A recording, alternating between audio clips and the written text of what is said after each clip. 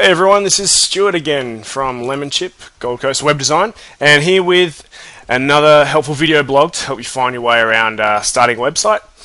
Now, if you've been watching the last couple, then you would have known that domain registration is pretty much the first step for getting a website online, and then following that, the next step pretty much is to establish web hosting. Look, I mean, even though if you're watching this video, you're most likely going to be hiring a web designer to do all this stuff. But it's still important to have some sort of a basic knowledge so that you have sort of an understanding of the mechanics of your website and the different sort of major components that are involved. It's a good idea to be able to have this kind of knowledge. So I'm going to talk about the various aspects and considerations when deciding on your web hosting, even though your web host would probably do this for you, just so you can ask questions if you need to, or spot any problems if your web designer is making a bad choice possibly. So let's get to the first one. There's a few here to go through, so I'll try and get through them all pretty quickly. The first consideration with web hosting is location. And when I say location, I'm not talking about where the well, not so much, and immediately where the location of the offices are, in terms of, are they located in Melbourne or Sydney, although you may feel more comfortable having the web hosting company located in the same state as you. What I'm actually referring to are the location of where the servers are that are going to be hosting your website. And that's a really important thing to consider for a couple of reasons here. Speed and support. So in terms of speed, let's say hypothetically you started up some web hosting for your website that's being built, and the web host is really cheap. It's looking like a real money saver, but it's so cheap because the servers are located in India or somewhere like that, or America, over the other side of the planet.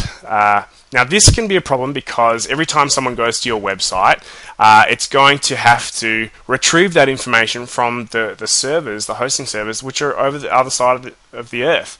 And that's going to mean an increase in time. And slow loading websites are bad for a number of reasons, because, I mean, you've only got sort of 4 or 5 seconds to capture someone's attention before they decide they're bored and they go somewhere else. So, every second that you waste waiting for your site to load is potentially customers lost. And also it's bad in terms of Google ranking, because Google looks at a website and it looks at the speed at which that website loads, and it goes, oh, this website's really slow to load up. It's taking a couple of seconds to load each page. That's bad for the experience of our users. So we're going to push that website further down in the rankings. It'll actually it'll damage your Google ranking and push you further down. So it's important to have your website operating as fast as possible. So try and get web servers that are local to your target audience. If your target audience is in Australia, get hosting that's in Australia if possible. The other reason it's important to consider location is in terms of support. If let's say the worst happens and your website goes down for some reason, and you have to make a phone call or something to speak to a tech support guy, if they're in India or something like that, I mean, those guys probably go to work 9 in the morning, their time, and it might be, like 3 or 4 a.m. here, and you're going to have to stay up all night to get on the phone with them. They may have issues with English speaking, or you may have issues understanding them, and yeah, that can be a problem.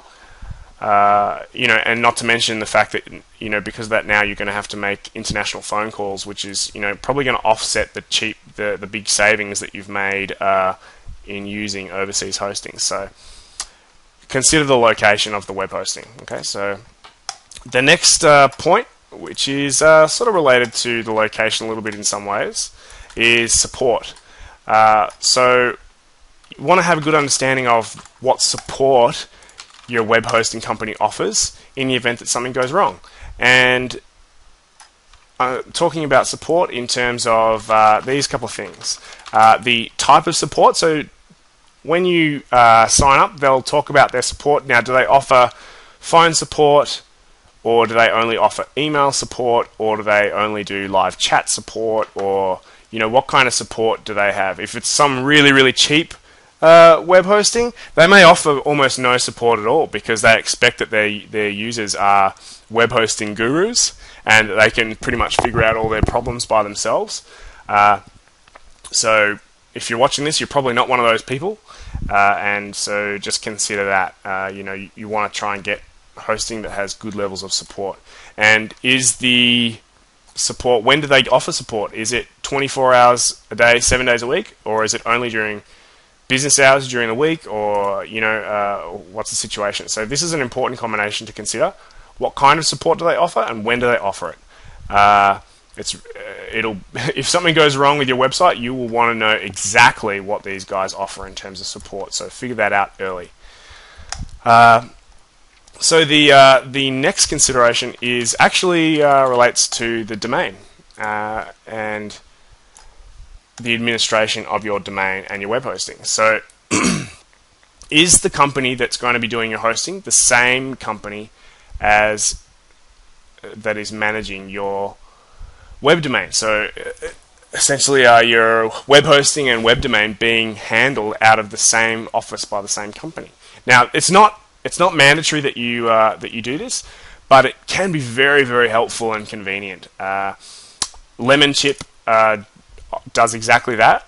We do domain registration and management, and also offer web hosting as well. And our customers really like it because it means that the web design, web hosting, and their domain names can all be managed and administered and monitored through the same office. So if they have a question about something, or something goes wrong, or they need to tweak and change something, they just have the one point of contact for all of their website issues, and it makes things really, really easy, because quite often you'll register your domain and you'll set up your web hosting, and all those details and logins and passwords and websites where you get into your control panels and stuff all get lost in the rubbish somewhere, and it can be really tough to track that stuff down.